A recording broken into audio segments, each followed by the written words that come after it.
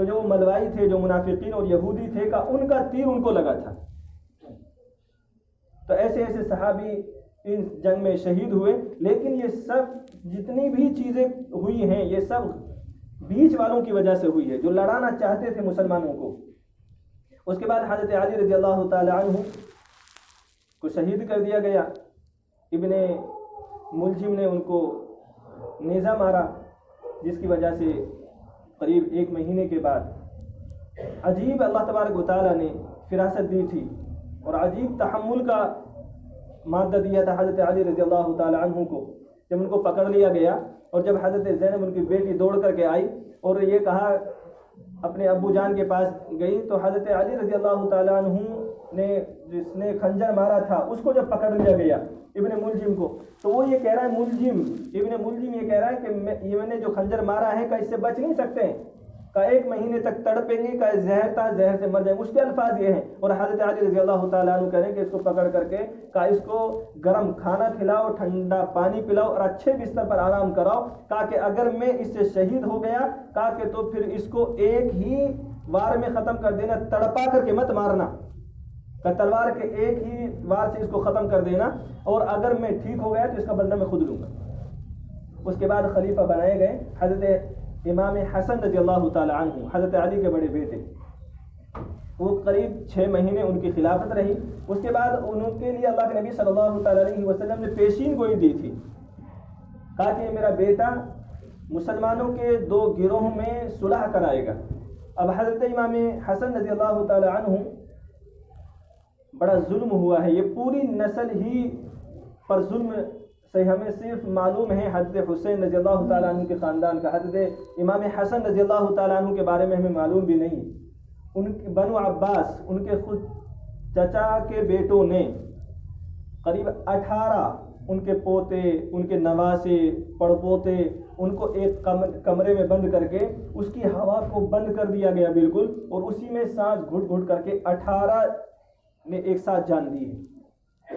اتنا ظلم کیا ہے. انہوں نے اپنے بھائی حضرت حسین اور دوسرے لوگوں صحابہ سے مشورہ کیا کہ میں چاہتا ہوں کہ صلح ہو جائے، کہ جو مسلمانوں کے اندر خانہ جنگی ہے، جو مسلمان آپس میں جو لڑ رہے ہیں، کہ ان میں آپس میں صلح ہو جائے.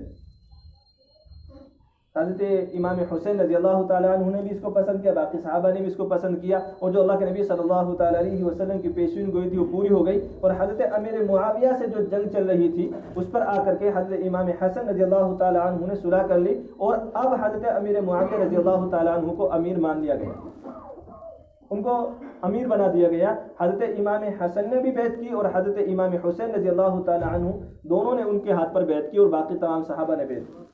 اب قریب 22 یا 20 سال تک ان کی یہ امارت، یہ امیر بنے رہے، اور جو خانہ جنگی تھی مسلمانوں کے آپس میں وہ سب ختم ہو گئے. مسلمان سارے کے سارے ایک جھنڈے کے نیچے کھڑے ہو گئے. اب یہ جو منافقین تھے، یہ جو یہودی تھے، یہ پریشان ہو گئے کہ ہم چاہتے تھے کہ مسلمان آپس میں لڑتے رہیں اور مدینہ ہمارے قبضے میں آ جائے، کہ یہ تو الٹا ہی ہو گیا، کہ جو چاہتے تھے وہ تو مقصد پورا ہوا نہیں. کہ امیر معاویہ کے ہاتھ پر سب نے بیعت کر لی ہے، تو اب یہ سارے ایک اکٹھے ہو گئے.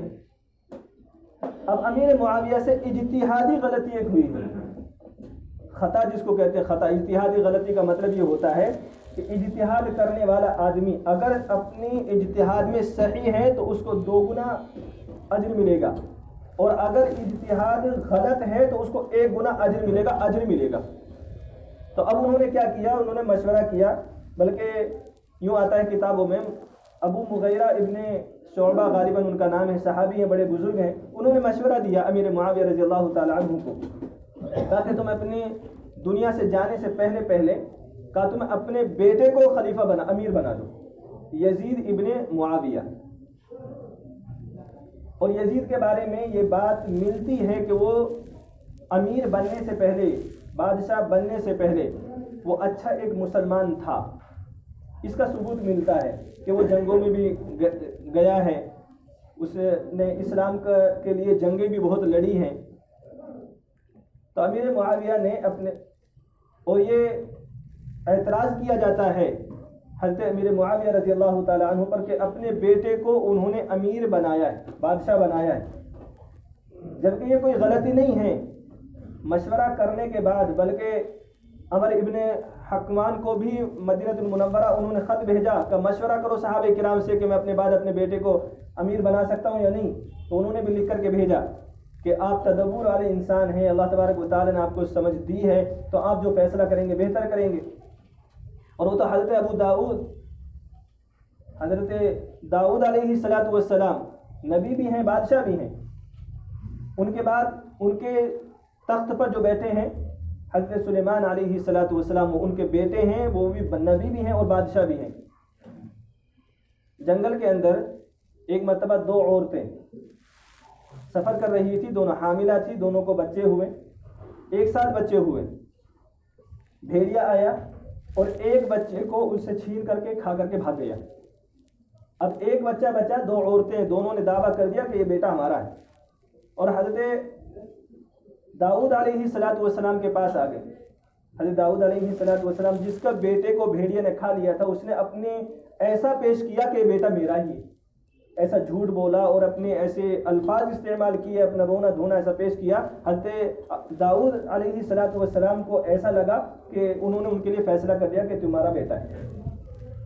ادھر حضرت سلیمان علیہ السلام آ رہے تھے، انہوں نے دیکھا کہ وہ عورت لے کر کے بچے کو جا رہی ہے اور یہ دوسری عورت پھوٹ پھوٹ کر کے رو رہی ہے، کہا میرا بچہ ان کو دے دیا گیا. حضرت سلیمان علیہ السلام نے جو عورت رو رہی تھی اس سے پوچھا کہ ماجرا ہے. انہوں نے پورے حالات سنائے کہ میرے بیٹے کا ایسا فیصلہ سنا دیا گیا. کہا یہ زبان کی الفاظ کی اتنی تیز تھی، اتنی اچھے بولی کہ داؤد علیہ السلام کو یقین ہو گیا اور میرے بیٹے کو ان کو دے دیا. حضرت سلیمان علیہ السلام ان کو لے کر کے آئے اور حضرت داؤد علیہ السلام سے آ کر کے کہا کہ اگر آپ اجازت دیں تو ان کا فیصلہ میں کرنا چاہتا ہوں. کہا ٹھیک ہے، اگر آپ انہوں نے فریاد آپ تک پہنچائی ہے تو حضرت داؤد علیہ السلام نے ان کو اجازت دے دی اور اجازت دے کر کے کہا کہ تم ان کا فیصلہ کر سکتے ہو. تو انہوں نے دونوں عورتوں کو بلایا اور جلاد کو حکم دیا کہ جلاد کو بلایا جائے.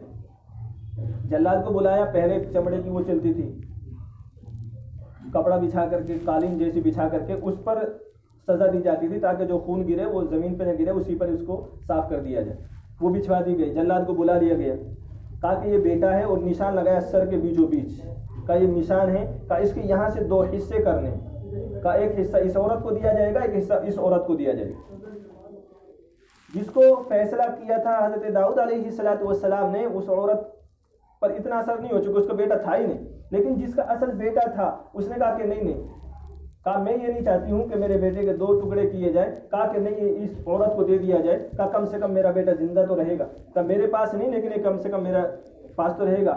تو ایسا فراسانہ بیٹے نے فیصلہ کیا ہے کہ حضرت داؤد علیہ السلام سے جو اجتہادی غلطی، جو بھول ہو سکتی ہے، وہ کسی اور سے بھی ہو سکتی ہے.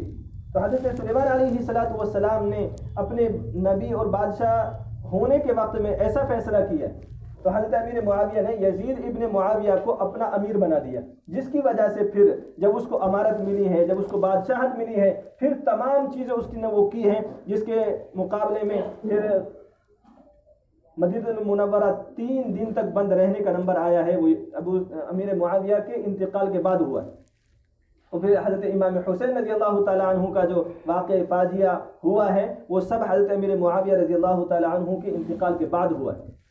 تو حضرت امیر معاویہ ان لوگوں میں سے ہیں جو مہاجرین اور انصار کے بعد والذین اتبعوہم باحسان، جس کو قرآن کہہ رہا ہے کہ رضی اللہ عنہم ورضوا عنہ، ان میں سے ہیں. اور جب ان کا انتقال ہوا تب روافض اور خوافض نے ایک رسم منائی تھی جس کو آج مسلمان کنڈوں کے نام سے مناتا ہے.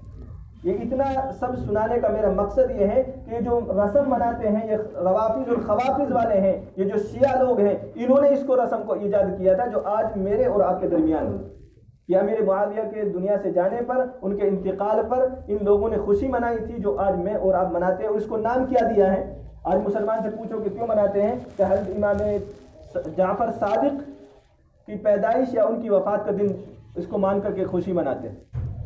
جبکہ حقیقت یہ نہیں ہے. حقیقت یہ ہے کہ روافض اور خوافض نے جو یہ سارا انہوں نے رچا تھا، جو اس ساری انہوں نے جو مکر و فریب کیا تھا، کہ اس کے بدلے میں انہوں نے جو خوشی منائی تھی کہ اب ہم دوبارہ سے اٹھیں گے، دوبارہ سے پھر حضرت یہ سب کچھ ہوا. تاریخ پوری سامنے ہے. حضرت امام حسین رضی اللہ تعالیٰ عنہ کو پورے خاندان کو شہید کیا گیا.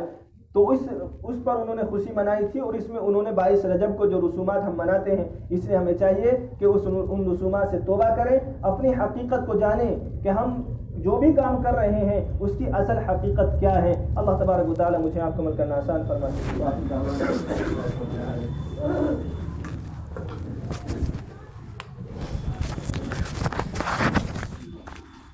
تو جو ملوائی تھے، جو منافقین اور یہودی تھے، ان کا تیر ان کو لگا تھا۔